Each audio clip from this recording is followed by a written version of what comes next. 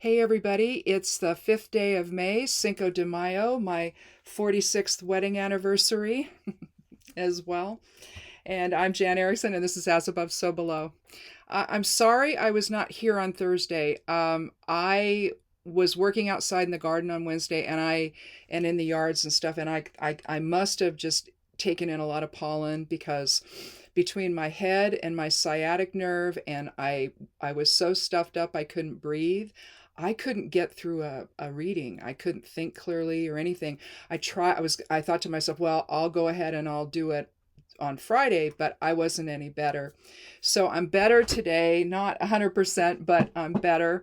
And at least I can sit without my sciatic nerve exploding. So I don't know. I must have overdone it on Wednesday and I just was a mess for a few days. So anyway,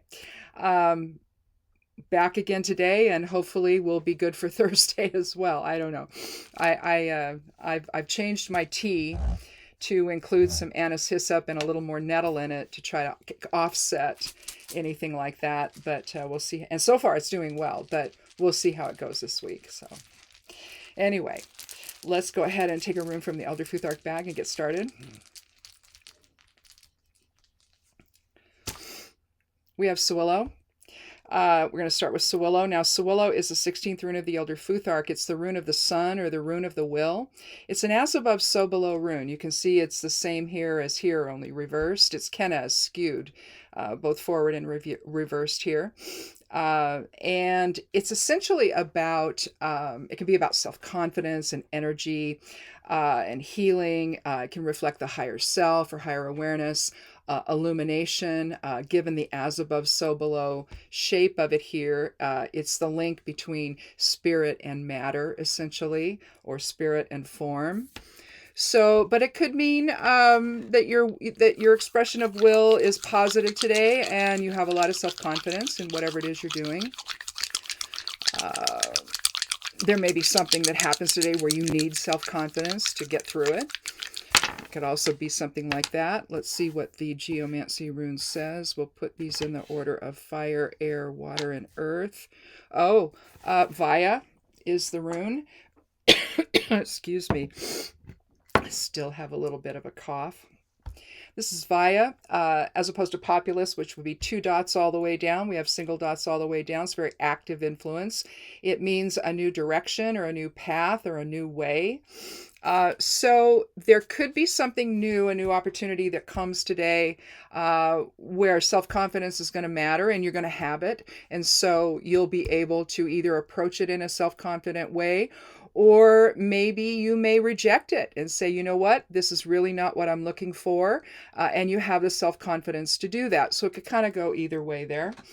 Let's take a look at the cards and see what they have to say. So maybe we can get through this reading quickly so before my voice gives out. I've been dealing with a little bit of that.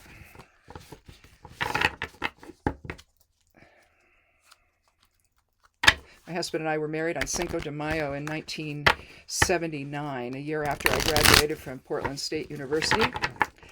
And so we've been married 46 years, and we're out of taco stuff. So other than the meat, we've got the hamburger, but I don't have anything else. We have to go up to the store and get some stuff for dinner tonight.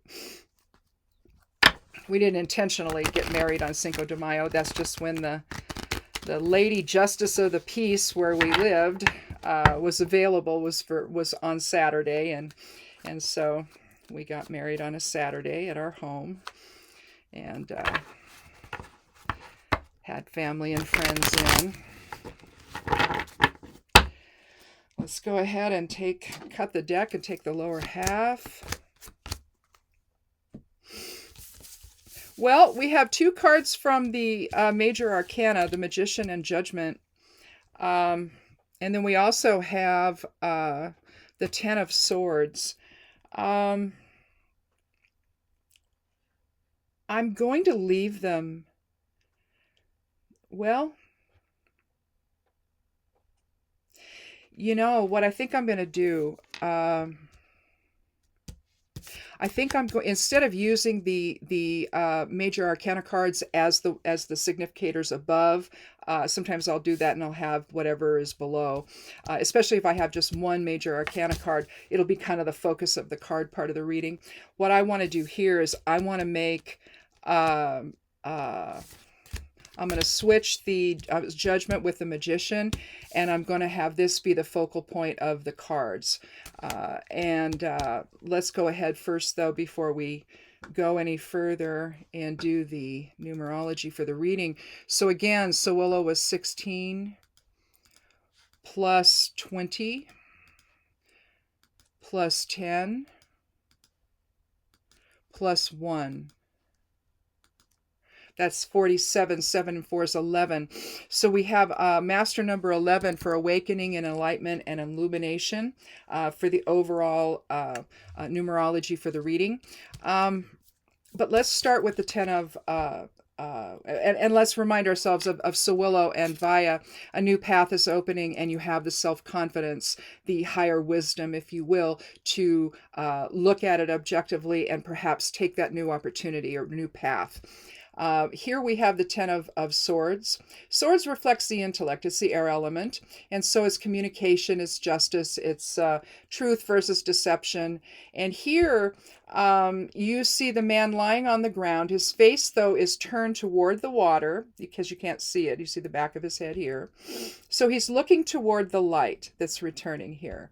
He's gone as far as he can go with his thoughts and his perceptions. And he's just basically had to let them all go and let them die off, essentially, because the light's returning. And again, remember, we have an 11 numerology for the whole reading, and so that's awakening and illumination. So he's awakened to some truth where he has possibly been deceiving himself, or maybe had all this fear that he couldn't move forward or something like this. So all this negative self-talk, you see that in the 8 of swords as well. But here in the 10 is about endings and beginnings. You can look at it that way. 9 is about endings. But with 10, if you were to terminate the ends and draw a line on each side of the Roman numeral 10, you'd have the rune Dagaz. And that's the end of one phase and the beginning of a new one. And so essentially what's happened here is the emotion's gone from it. You can see the water is smooth. You don't really see any choppiness to it. There could be, with the mountain range behind, there could be challenges ahead, but his emotions are in a good place, and he's letting go of negative self-talk that's preventing him from embracing the new day, essentially. Okay, and when he does that, this whole link between spirit and form with Sowilo, now we come to the major arcana cards, which are soul archetype cards. So after he's let go, in a sense, you do the same thing here in Judgment when the angel Gabriel blows its horn.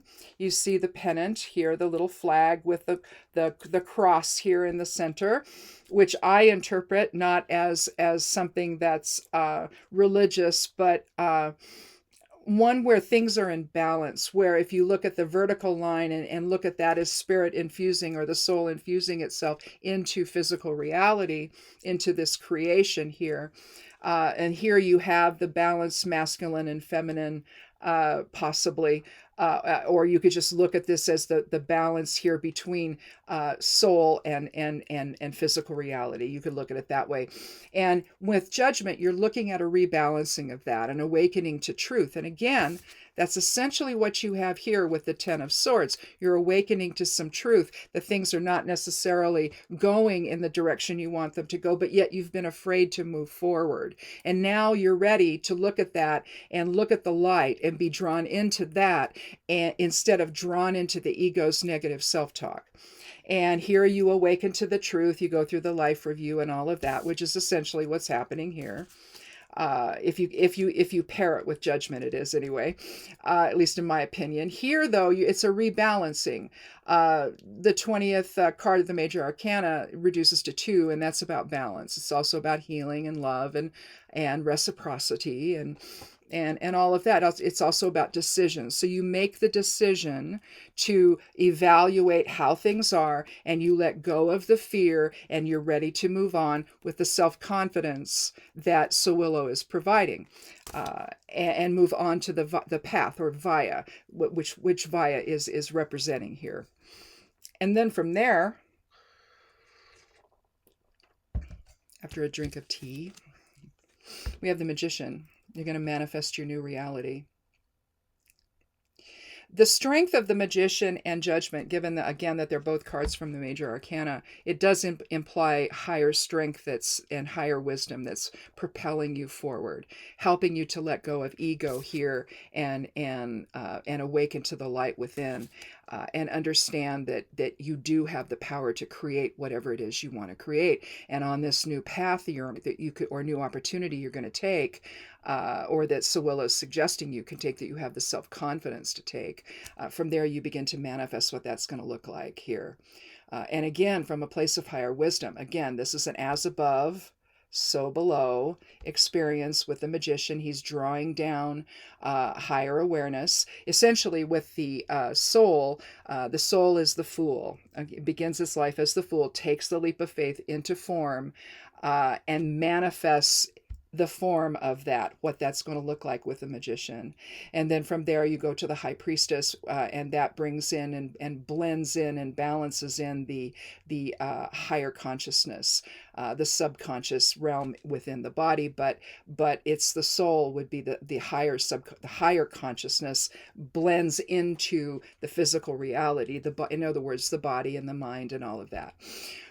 But here, you're drawing down spirit to manifest a new reality here. You're awakening to that truth. You've got the same yellow background as you have here. And you're literally in the light as you manifest what it is this new opportunity that Vaya's talking about here today. A lot of positivity here with the roses and the lilies. The lilies indicate something new is on the horizon. You've got all the Magician's tools are here, all on the table, which are also relate to the four suits of the tarot. But the pentacle here is the earth element. The cup here is the water element. Swords, again, is the air element. And the wand here is the fire element. And so you're bringing all of the energies together in balance. And then you have your lemniscate here, the figure 8 above his head.